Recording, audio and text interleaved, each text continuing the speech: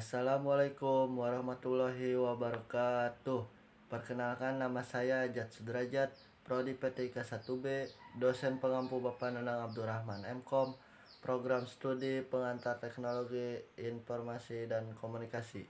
Baik, di sini saya akan mempresentasikan tentang sistem informasi dan teknologi informasi.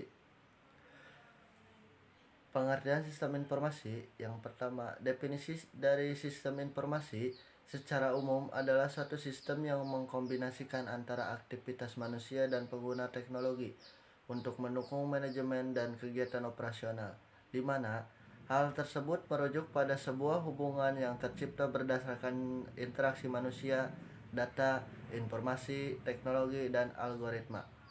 Yang selanjutnya, di abad ke-21 ini, penerapan sistem informasi tidak hanya diimplementasikan pada bidang teknologi informasi dan komunikasi saja, namun kebutuhan proses bisnis lain juga sangat membutuhkan kontrol dari sistem informasi, sehingga sistem informasi terbentuk sebagai tipe khusus dari proses kerja. Selanjutnya, definisi menurut para ahli. Yang pertama, sistem informasi adalah kombinasi antara prosedur kerja, informasi, orang, dan teknologi informasi yang diorganisasikan untuk mencapai tujuan dalam sebuah organisasi. Yang kedua, sistem informasi adalah sekumpulan perangkat keras dan perangkat lunak yang dirancang untuk mentransformasikan data dalam bentuk yang lebih berguna. Yang kedua, sistem informasi adalah sebuah rangkaian prosedur formal di mana data dikelompokkan, diproses menjadi informasi dan didistribusikan kepada pemakai. Pengertian teknologi informasi. Menurut ITTA, Information Technology Association of America, pengertian teknologi informasi adalah suatu studi, perancangan, implementasi, pengembangan, dukungan atau manajemen sistem informasi berbasis komputer, terkhususnya pada aplikasi perangkat keras dan perangkat lunak komputer. Teknologi informasi memanfaatkan komputer elektronik dan perangkat lunak komputer untuk mengubah, menyimpan, memproses, melindungi, mentransmisikan, dan memperoleh informasi secara aman. Definisi menurut para ahli. Yang pertama, Hamzah B. Uno dan Nina Lametenggo tahun 2011.257. Teknologi informasi adalah suatu teknologi yang digunakan untuk mengolah data. Mengolah itu untuk termasuk memproses, mendapatkan, menyusun, menyimpan, memanipulasi data dalam berbagai cara untuk menghasilkan informasi yang berkualitas, yaitu informasi yang relevan, akurat, dan tepat waktu. Yang kedua, menurut Hugh Duncan tahun 1996, teknologi informasi adalah seperangkat alat yang membantu Anda bekerja dengan informasi dan melakukan tugas-tugas yang berhubungan dengan pemrosesan informasi. Yang selanjutnya, lingkup sistem informasi. Sistem informasi yang pertama, diskusi penting dalam pengembangan, pemanfaatan, dan studi tentang sistem informasi perlu didudukkan secara komprehensif dengan pertimbangan ilmu komunikasi, manajemen, dan teknologi informasi itu sendiri. Yang kedua, organisasi dibandingkan dengan yang lain memiliki model bisnis yang berbeda. Hal ini menyebabkan sebuah sistem informasi tidak bisa secara serta-merta diterapkan pada beberapa organisasi yang berbeda. Beberapa organisasi yang berbeda dapat menggunakan sistem informasi yang sama apabila memiliki kesamaan alur proses bisnis. Yang ketiga, sebagai ilustrasi, kami akan menggunakan contoh salah satu sistem informasi, yaitu sistem informasi desa atau SID. Diperkirakan terdapat 72.000 desa di Indonesia yang bertugas untuk melayani administrasi kependudukan. Administrasi kependudukan berlaku generik dan diatur melalui aturan yang spesifik. Yang keempat, lingkup sistem informasi akan menunjukkan sejauh mana hubungan antara sistem informasi dan manajemen sebuah organisasi. Mengacu pada lingkup tersebut, peta relasi antara sistem informasi dan kebutuhan dalam pengelolaan keseharian organisasi akan dapat dipetakan. Sistem informasi tidak akan berfungsi jika tidak dapat mempresentasikan model bisnis. Yang selanjutnya, Lingkup teknologi informasi. Secara garis besar, teknologi informasi dapat dikelompokkan menjadi dua bagian. Yang pertama, perangkat keras atau yang sering disebut hardware. Perangkat keras menyangkut pada peralatan-peralatan yang bersifat fisik seperti memori, printer, dan keyboard. Yang kedua, perangkat lunak atau yang sering disebut software. Adapun perangkat lunak terkait dengan instruksi-instruksi untuk mengatur perangkat keras agar bekerja sesuai dengan tujuan instruksi-instruksi tersebut.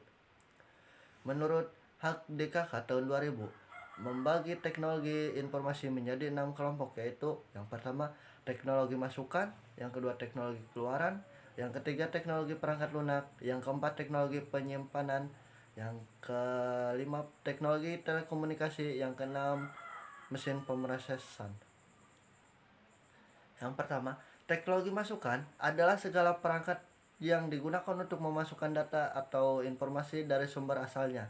Contoh teknologi ini antara lain barcode scanner dan keyboard. Barcode scanner merupakan contoh teknologi masukan yang biasa digunakan pada pasar swalayan untuk memasukkan data penjualan di kasa, supaya informasi bisa diterima oleh pemakai yang membutuhkan. Informasi perlu disajikan dalam berbagai bentuk.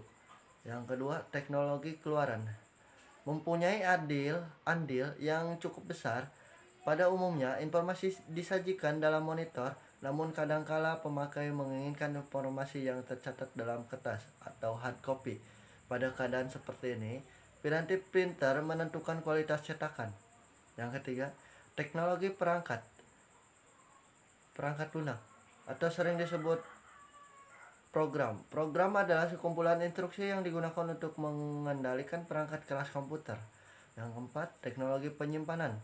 Menyangkut segala peralatan yang digunakan untuk menyimpan data tipe hard disk, disket, dan jig disk.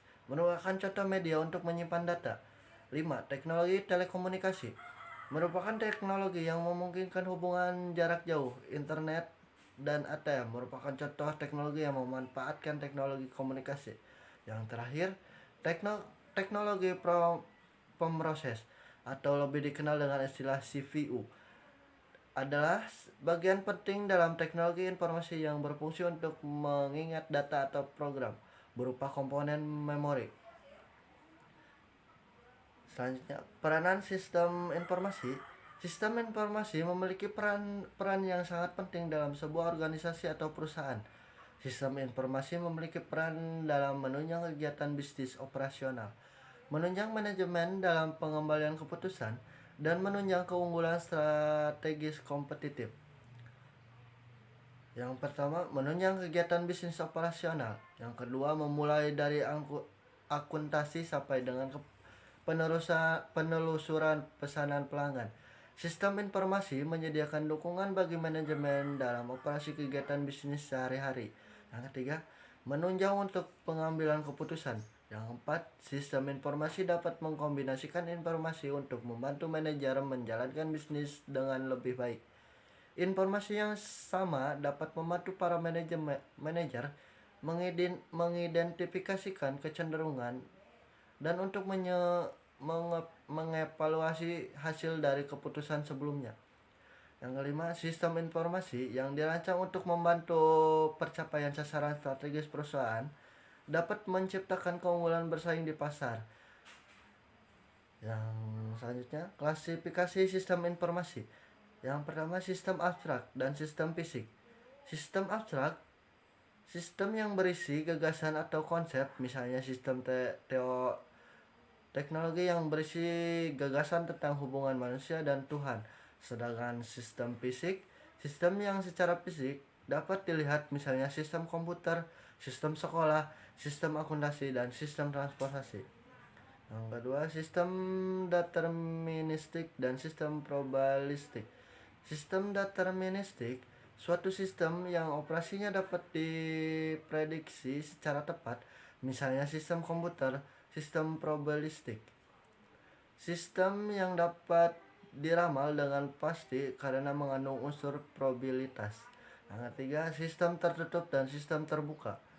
Sistem tertutup, sistem yang tidak bertukar materi, informasi, atau energi dengan lingkungan.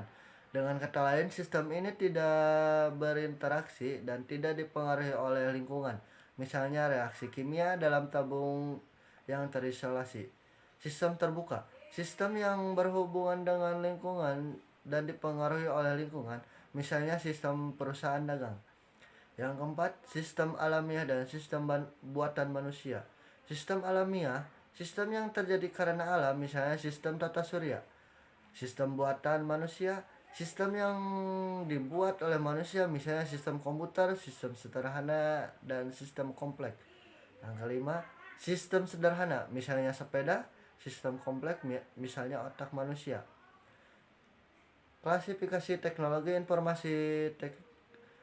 Teknologi informasi berdasarkan fungsi sistem. Yang pertama, sistem teknologi informasi yang melekat atau embedded IT system. Yang kedua, sistem teknologi informasi yang khusus atau distributed IT system.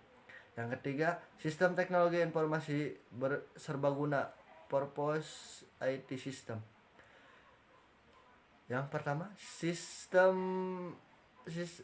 embedded IT system adalah sistem teknologi informasi yang melekat pada produk lain.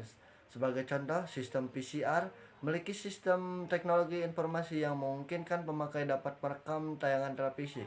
Yang kedua, distributed IT system adalah sistem teknologi informasi yang dirancang untuk melakukan tugas-tugas khusus. Sebagai contoh adalah ATM, dirancang secara khusus untuk melakukan transaksi keuangan bagi nasabah bank. Yang terakhir, General Purpose IT System adalah sistem teknologi informasi yang dapat digunakan untuk melakukan berbagai aktivitas yang bersifat umum. Contohnya adalah komputer atau PC yang merupakan peralatan yang dipakai di rumah atau perkantoran untuk mencatat pengeluaran, melakukan perhitungan statistik, membuat dokumen, ataupun belajar. Sekian dari presentasi saya. Apabila ada kekurangan, saya masih dalam tahap belajar. Ditutup, billahi taufik wal hidayah. Wassalamualaikum warahmatullahi wabarakatuh.